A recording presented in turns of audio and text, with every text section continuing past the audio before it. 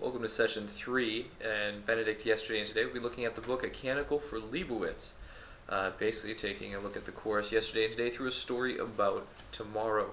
A Canticle for Leibowitz, as you're familiar with now from the reading assignment, is something like a sci-fi novel set in a sort of post-apocalyptic future at various points. The story itself is made up of 3 books, and they take place a number of centuries apart from one another, and the first one itself being a number of centuries from our modern day.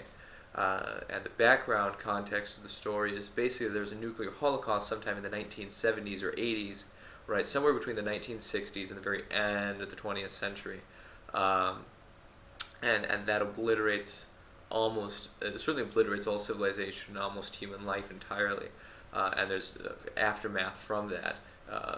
Results in a disastrous post-apocalyptic world, and then many hundreds of years pass, and that's where the story picks up, in the ruins of what had been, who knows what, on some broken bit of highway in the southwestern desert. But that's where the story begins. I want to provide some context initially of the work itself, exteriorly, within our outside world, rather than just within the story, to take a look at the connection that the story, the book, literally the piece of literature called A Canticle for Leibowitz, has in relation to Benedict and thought and life. It in fact has a direct connection to the Benedictine monastery in Monte Cassino, which, if you remember, is the monastery that St. Benedict himself founded, right? His final and sort of official main place that he set up to be a monastery on the mountain outside of the small town of Cassino in Italy in the 6th century. It's been destroyed now, which was interesting to note, and this will help shed some light on the book itself. The Monte Cassino itself, was built by Benedict, but was destroyed in the Lombard raids just a generation after St. Benedict. Remember when I mentioned about Pope St. Gregory the Great living in Rome, and refugee monks from the countryside would come and seek refuge in the city of Rome. This is one of those cases. The monastery itself had been destroyed by the Lombards in the 7th century, and many times it had been rebuilt and destroyed again through various, for various historical circumstances throughout time, and it had been rebuilt again, most recently destroyed in World War II. In World War II, the Nazi invaders, in collaboration with the now failed fascist Italian government, as the Nazis kind of move in to take over, forming a line south of Rome, and Monte Cassino was on that line. The Nazi invaders basically made use of Monte Cassino at the abbey on the hilltop as a bunker, as an outlook, at very minimum, an outpost. And the Allies destroyed it to remove them. And so we sent in what I think, which bombed, obliterated the monastery, reduced it to ruins again, not as an attack on the monastery, but to rid the Nazis out of there. And eventually broke the line at great cost to the Allied forces, of course, and that's something you can investigate in history. But there was one fellow who was a part of that whole operation on the Allied side, and his name was Walter M. Miller, Jr. This is the author. He went on to become a convert to Catholicism and wrote the book, A Canticle for Leibowitz. This event, this being part of this battle, the battle for Monte Cassino and the battle for Rome, generally had a profound impact on him as a man. And I think that that's something that we see come through in the book itself, in the story Canticle for Leibowitz, of course, in his interest in monasticism as presentation, but also I want you to see the themes of growth and destruction, collapse, based on the warlike powers of a secular society that can bring, and the destruction that war brings, and how yet again the monastery is rebuilt. And of course, after the war, the Allies contributed a significant amount, particularly the American, in funding the rebuilding and the reconstruction of Monte Cassino, which has been rebuilt and stands today. You can go see it, and you can see the places where some of the statues have been fragmented, right, and pieced together again, or certain portions of them had to be created entirely new after the bombing destruction. But it's very interesting. Once again, a thriving Christian culture and community rebuilds itself again after the destruction of war, and of course we see this in the book. The Canticle for Leibowitz itself, as I mentioned, is made up of 3 books. I should mention that a canticle, the term canticle, means a song of praise or thanksgiving, or a song generally speaking, a little song. Cantus is a song, right? Canticulum is a smaller song, right? But is a song of praise or thanksgiving. And it's interesting, that's something to think about, is how is the work itself a canticle? It says it's a canticle for Leibowitz, right? And of course we all know the Blessed Leibowitz, or Saint Leibowitz, within the story, the fictional founder of this fictional religious order, takes place in this story in the future. Is one man who's living presumably during our modern age now, right? 600 years before the first book within the story begins, named Leibowitz. And he, so how is this whole thing a canticle, right? A song of praise for him, a canticle for Leibowitz. It's something interesting I want you to keep in mind, think about, particularly as you write your papers. Now, the 3 books are Fiat Homo, Fiat Lux, and Fiat Voluntas Tua. Those 3 translates, Let There Be Man. The second book is titled Let There Be Light, which is a direct quote out of Genesis 1:3, right? God created the heavens, God separated the light from the darkness. He said, let there be light. And there was light, and the Lord saw it was good. So let there be light. And then Fiat Voluntas Tua, let thy will be done. And Fiat Voluntas Tua is a direct quote from the Latin rendition of the Lord's Prayer, the Our Father, in the Gospels. And so we've got these 3 books, or these 3 stages of creation, right? Fiat is a word of creation. Fiat homo, let there be man. Let man be and exist despite the destruction, the nuclear holocaust. Let man be created. Let there be light. Let light come. And of course, in this case, as you're familiar with the story, directly referring to the rediscovery of the light bulb and electricity and so on. Let there be light. Sort of entering into a new age of enlightenment. But we see what the consequences of that are. Certain precautions are not taken. Certain steps are not followed through to keep an organic unity, and ultimately we see how that develops to be into the 3rd book of Fiat Voluntas Tua, let thy will be done. Ultimately, all things according to God's will, despite man's self-destructive capacity, great, almost incredible capacity for self-destruction. And that's something we'll address a little bit further down the road. But ultimately, the book brings to a conclusion of abandonment to the will of God, right? So we start with the human and let it be enlightened, but ultimately together it has to ultimately submit to and abandon itself to God's providence and divine will. And I think that's very, very interesting theological insight on the author's part in structuring it that way. I'm just going to scroll through my notes here. Moving into this, the text itself, story on the whole.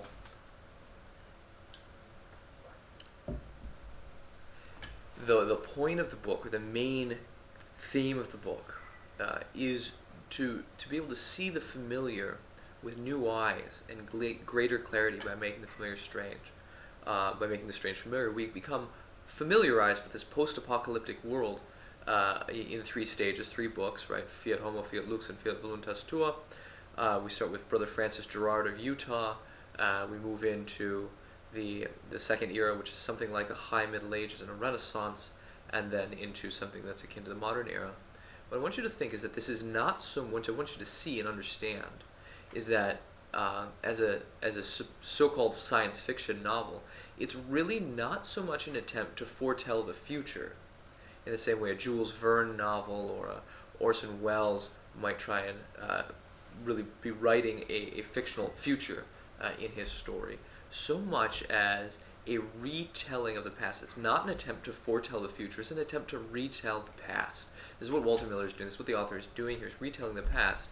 And you realize, if we substitute a few things, basically if we take, instead of a nuclear holocaust, you frame this book, which is supposed to happen in our future, back into our past, and replace the nuclear holocaust, the flame deluge, and the simplification that happened. The simplification still stands. The flame deluge, replace that with really the collapse of Greco-Roman classical civilization in Europe.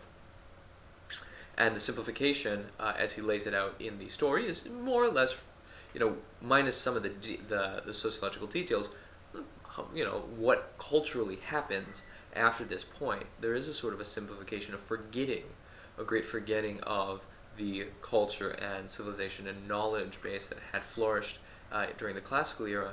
But it's not like, I think what we're often taught in our textbooks is that it was Dark Ages all the way until the Renaissance and Enlightenment. And really a clearer understanding of the past is that it was maybe Dark Ages for a few hundred years, and really start to come into a fore again somewhat in the 800s, and then really again a period of cultural flourishing in the 1100s and 1200s throughout Western Europe. And that's something there, and then that started to decline again by the time the 1500s rolled around, as far as a flourishing culture, and then we enter into the modern era. You get some of this ebb and flow of culture again, rise and decline. But that if we replace the nuclear holocaust with the collapse of classical civilization, we see how the first book, Fiat Homo, what he's laying out there with Brother Francis Gerard and Dom Arcos, the abbot of the monastery there in the desert. He's laying out in what would seemingly otherwise be a futuristic fictional account of this post-apocalyptic world, is really, in all its substance, the way that early monasticism was, in fact, in our history. Historical monasticism really was, after it moves out of the Eremitical tradition and into the Cenobitical, the monastic communities coming together, and really to preserve, not with the sake of solely preserving learning and culture, but as an essential part of that central mission of being transformed in Christ, to do combat with the powers of darkness, with sin and evil, is to preserve, cultivate, and foster human learning and culture. It's a huge part of that. So what the author is laying out in the first book of Canticle for Leibowitz is really a historical account, that in its substance, that same story, he's changing the details of the story, but it's that story is exactly the same as what historically monasticism looked like, what historically the Dark Ages, say from the 400, around the 400s, 500s, 600s, 700s AD, looked like. Then in the second book, Fiat Lux, Let There Be Light, it's a rediscovery of technology, starting with, if you remember, 600 years previous in the first book, Brother Francis Gerard's discovery of basically a blueprint of a circuit board, and he's rediscovering this. If we substitute throughout the book technology, or at least especially in these first two books, throughout the Canticle for Leibowitz in Fiat Homo and Fiat Lux, if you take technology, let's substitute that for a second with humanistic learning, morals, ethics, literature, history, the arts, all the fine arts, sculpture, painting, dance, music, language. If we substitute that, particularly a real authentic sense of what morals is and theological understanding or philosophical viewpoint of the world, basically what we would consider any level of high culture, right?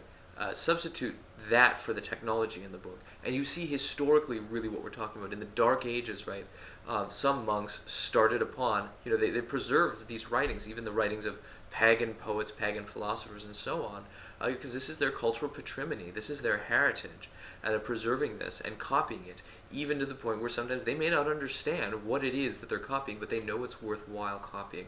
This historically is what happens.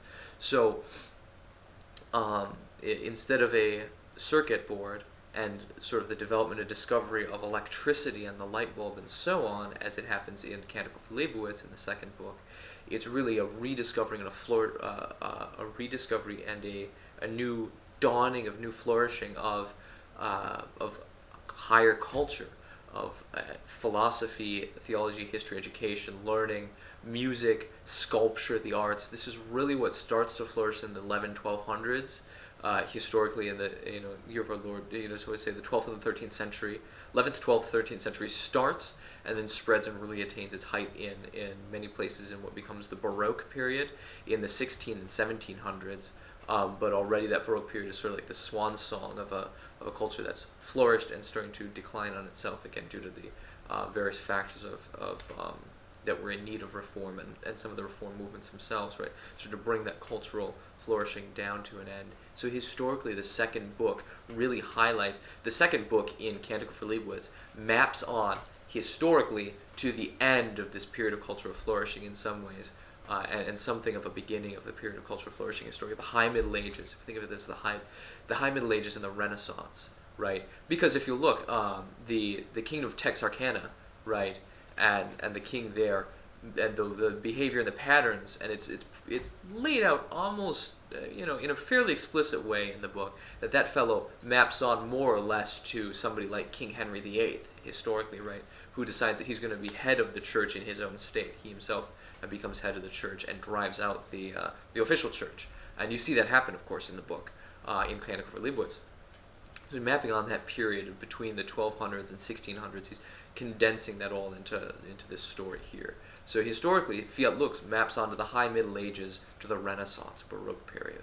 And Fiat Voluntas Tua, right, which is supposedly something like 1800 years in the future from now, really maps on when they're sort of rediscovered this age of nuclear nuclear weapons and so on, and this arms race between basically between what we would call the Western world and the Eastern world. Of course, for them, is America, the Pan-America European alliance, and the Pan-Asia alliance, right, shooting missiles at each other. This maps on directly with what was Walter Miller's own experience, right, in his age living in the 60s and 70s and so on, of the 50s, 60s, 70s, the nuclear arms race between the USSR and the United States.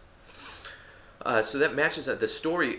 The Canticle for Leibowitz, then, the case I make is effectively that it's a history book. It's a historical fiction, not a futuristic sci-fi novel. It's really a historical fiction in its substance. That's what he's writing about.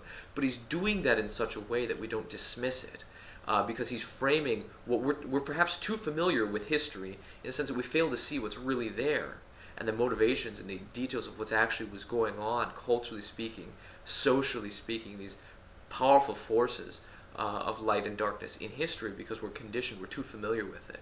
So he makes that strange enough by writing a futuristic sci-fi novel. We say, oh, that's strange, that's novel, I can discover these things. And by doing that, makes what's otherwise perhaps too familiar for us to recognize strange enough for us to see what's authentically really there in our own past. And so through this, we're able to see this with greater clarity in the past. That, just to go over again, is that the first book matches onto the early church and the decline of the classical era, is like the post-nuclear Holocaust, the remnants of the modern era in the book, in Canticle for Leibowitz, the first book.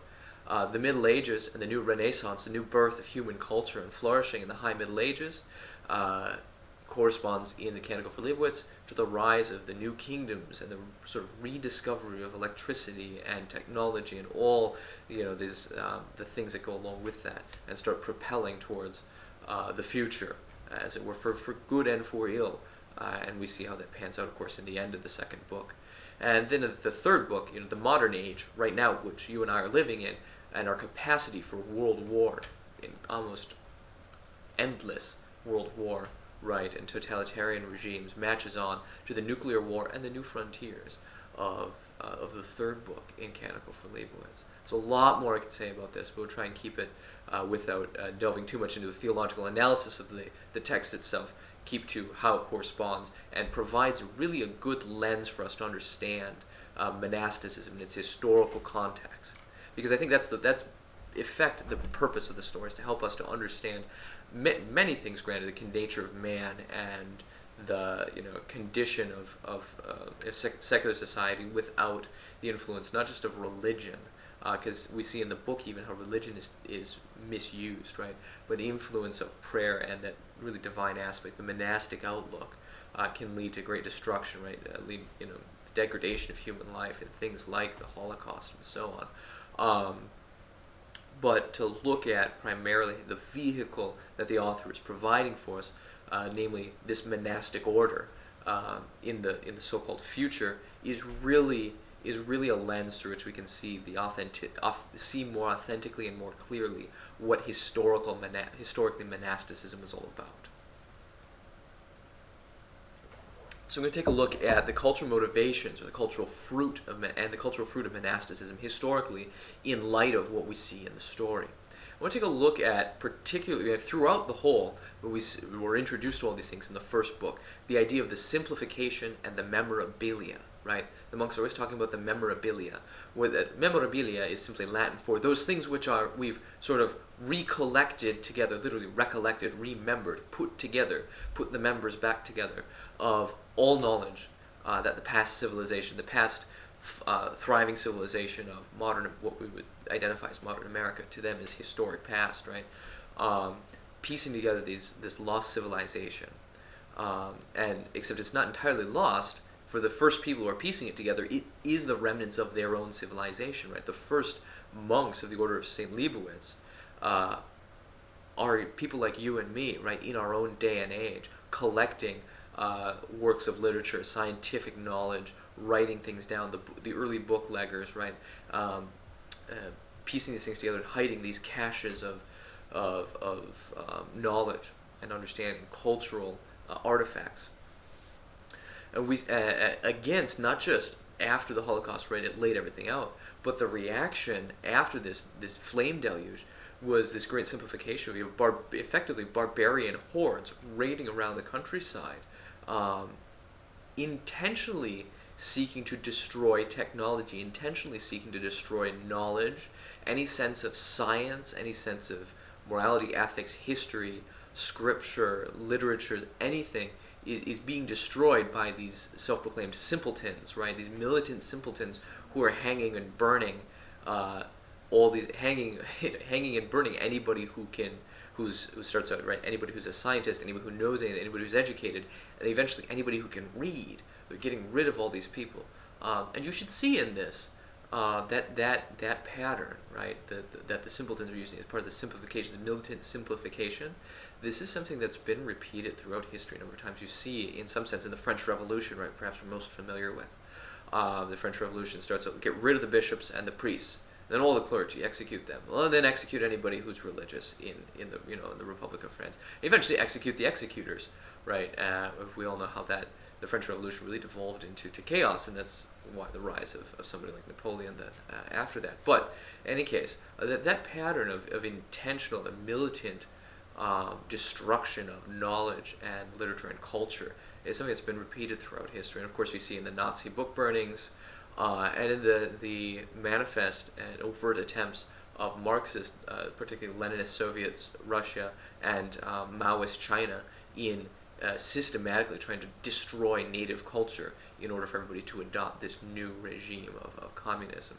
This is, and of course, this is something perhaps the author himself was cognizantly very, very clearly thinking about, being a reality of his day.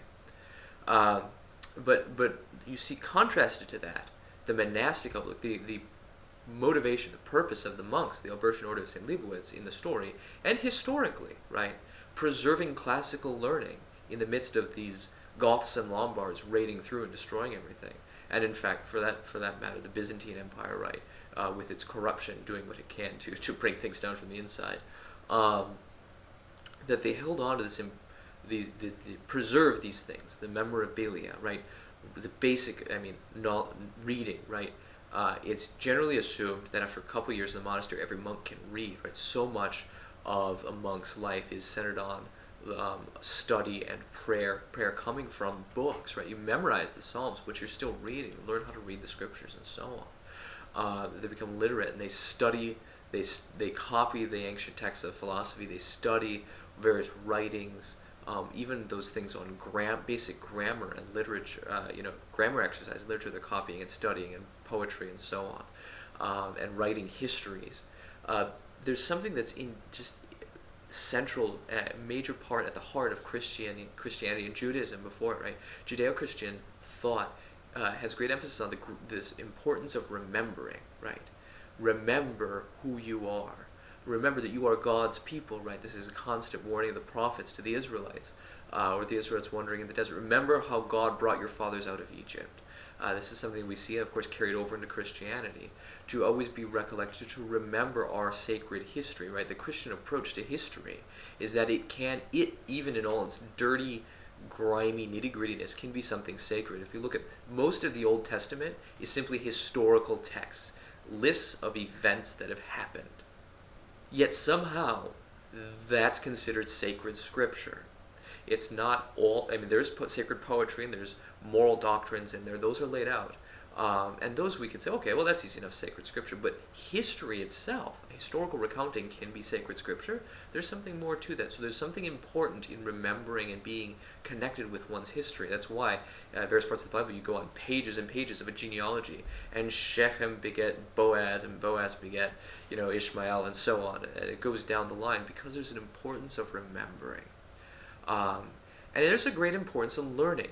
Right, that the Christian monks of the early centuries and now, and according to Canticle Leibowitz, right, will be in the future, are not. They're human, and to be human is good. To be human is to be capable of the divine. Right, that Christianity is not a religion that seeks to divorce divinity and humanity. We're the religion of the great union of divinity and humanity. Right, that God became one of us. Right, and thus human nature itself can be divine and sanctified, divinized.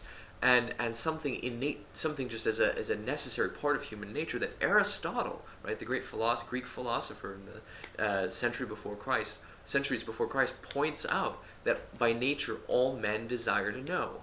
Man by nature desires to know. This is the opening lines of his book, The Metaphysics, philosophy, talking about the nature of being as such. That by nature man desires to know. And the monks know this. They recognize this. And so they recognize the importance of cultivating learning. Of course, you see this in the rule of St. Benedict, the time that's given to study, not just to prayer, but to study and work, these necessary elements of human life. And this really the basic ingredients for the cultivation of high human culture, flourishing human culture. And on that, putting these things together and cultivating them, preserving and cultivating the goods of the past. They're not squandering one's inheritance. See, notice the difference between the way the monks approach in the story and historically approach the memorabilia that's been handed on to them versus the way the simpletons or the roving hordes of barbarians approach these things. Or even, one might say, somebody like Don Thadeo in the scientists in the second book, the quasi-scientists, right, the philosophers of the second book, Don Thadeo and those other folks in the Collegium together who are studying, right, and rediscovering these theories in the second book in Canticle. The way that those three groups, the Don Thadeo and his company from the second book, the monks, and then the simpletons or the barbarians, seek to destroy their inheritance, just get rid of it all, wipe it out, right? They're sort of just not just squandering frivolously, but they don't appreciate it on the one hand, right? They have no appreciation for their inheritance, and they seek to absolutely wipe it off the map, destroy it. The Don Thadeo and his company almost overappreciate it to the elevation of their own egos, right? I'm the one who discovered these theories. Well, actually, we rediscovered them 300 years ago, and we've kind of know all these things already, as the monks basically say to him. It's like, yep, that sounds about right. And he's really deflated, he's very upset about this.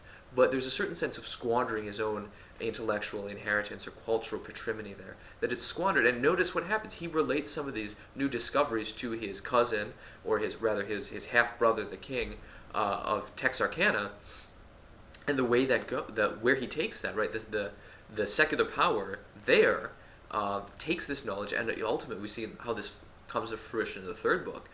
They take the knowledge and learning and what would have been culture, but they reduce it to this technology that, once again, you've got the brink of absolute nuclear annihilation and the gross just degradation of human life, where they're dropping nuclear bombs on one another and opening up euthanasia camps to just start cutting off people's lives. If the doctor says you're not fit to live, you go to the euthanasia camp and you're exterminated. And this is what that knowledge and learning becomes when it's divorced from when it's taken in the ways of the world instead of with the monastic outlook. And then contrast both of those extremes, right? The absolute destruction of this inheritance and the squandering of this inheritance in a way that elevates ego and greed and violence and destroys human life. contrast both these extremes with the way the monks approach this, that they seek to cultivate and preserve the goods of the past, uniting study and prayer together, even to the sake of even unto martyrdom, right? They resist the simpletons. They protect the memorabilia against the assaults of the simpletons, even unto laying their lives down in martyrdom. And they protect the memorabilia against the unappreciative intrusion of Don Thaddeus and his company. It's available for you to see, but it's not just available for anybody, right? That we're not going to let the mistakes of the past be repeated. We're not going to let the secular military power, the Texarkana, take this knowledge and wage war. And in fact, again, they lay down their lives in martyrdom to protect the people of San Leibowitz, the local town.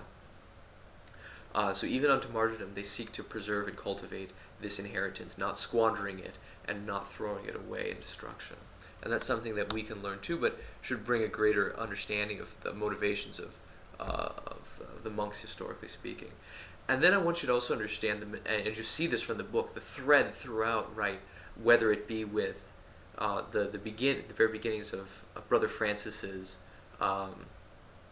blueprint, illuminated blueprint that he's working off and making, and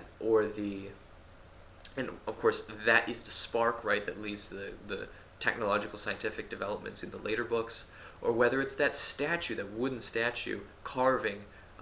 carved statue of, is it St. Leibowitz? Is it the old wandering Jew, right? Who is that guy? That carving of St. Leibowitz that's being carved out in the first book. Remember, Brother Francis Gerard is watching on as he watches the other monk carve this statue out of wood. And then we see that statue again in Book 2 and in Book 3 again. We see the statue there, and how it's added to and slightly modified, or these things kind of continue on. The understanding of the monastic sense of dedication and the monastic long-term vision, right? They don't have the same sense of timetables and deadlines as what sort of the modern economic world does. You see throughout the book, right, even in the beginning, right, this is introduced to us, that one monk is nearly blind, right? He dies, and another takes his place. There's one project begun, and many generations later it's completed in the book, right? Brother Francis is just working on his little circuit blueprint diagram thing, or not circuit, I recall it's a piece of an engine, right? But anyway, don't worry about that. But he's drawing this thing out, this blueprint thing out. And he does this on the side, and it takes him many years, decades in fact, to complete it. And there's nothing wrong with that. They just, okay, this is the pace at which things go. And you know what? If he dies, it'll get put on a shelf, and somebody will later discover it and look it over, understand it, and continue to elaborate on it. There's a book one of the monks is working on, and he working and copying, and he dies, and somebody takes his place and continues copying it. Now, this is, there's this, it's, a project is begun and it's completed in later generations. There's a great element of self-gift in this, that you're not working on a project merely for your own sake. Look what I accomplished. It got done before I was finished. It got done before my life was done, right? That can be perfectly fine and good, but the monastic, the monks look at this and say, this is not our purpose. They give themselves to the project so they can be as good. They give their lives entirely, right, to God, and in their work entirely to this work. And so that, in such a way that it outlives them, right? They're giving themselves to the work that another can take up, not for the work itself in the same way that, say, a Marxist society or modern consumeristic society, modern Western consumeristic society might emphasize material labor and work. You always got to make, the bottom line, that you give yourself to your work. It's not in that sense, because they're not sacrificing their lives and their time to the work. They're giving of themselves through the work. It's not to the work, but through the work that the Christian gives himself to subsequent generations. This is flowing directly from that sense of not squandering your inheritance, is to rebuild up, to cultivate and preserve the goods of the past in such a ways that they're cultivated and flourishing and producing more fruit now than what I inherited, and that it produces more fruit, not just for myself, but for future generations. And so Brother Francis Gerard's work that he's doing, right, he does this thing, he's disappointed that he loses the illuminated manuscript version, but an original copy is there and it gets to the Pope, right, he gives it to the Pope and so on, that, he dies, he's shot in the woods. This was not in vain, right?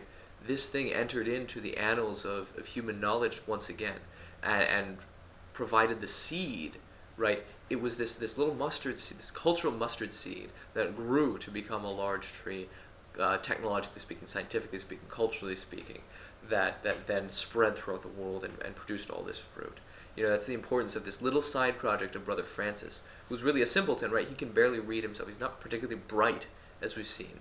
But he's working on this project, and this tiny little thing that this one obscure monk in some rundown monastery in the deserts of Arizona, New Mexico, who knows, is working on, becomes sort of the impetus for a rediscovery of civilization, a rebirth of civilization. That they've got this long-term vision and dedication to even the smallest things, right? The smallest things can have greater import when you have that long-term vision. If I divert a tiny little stream this much, further downstream, you're moving a river for hundreds and hundreds of miles if you divert this just one tiny little way. And so they understand and appreciate the day-to-day small details. And the key thing, sort of on a moral, theological level that we learn from the story, that is part and parcel with the monastic ideal, is that work and prayer, remember, ora et labora, prayer and work and prayer together produce great fruit. Without prayer and divine activity, in other words, grace working through the individual, without the divine being united to the human, the fruit of human creativity and flourishing can become a poison. Work and prayer together produce fruit, but if prayer is removed from that equation, if the union with God, if the divine, right, the union of divine and man is removed from that equation, that fruit can become a poisoned apple and used against mankind. If we look at just historically, the removal of connection with God, the decline of the monasteries in the era of the Enlightenment, and leaving the monasteries and a Christian context, to become de-Christianized, de-theologized, de-divinized, right, unsacred learning, is also the era when we really sort of gave rise to huge international institution of slavery. Came right along with the era of the Enlightenment.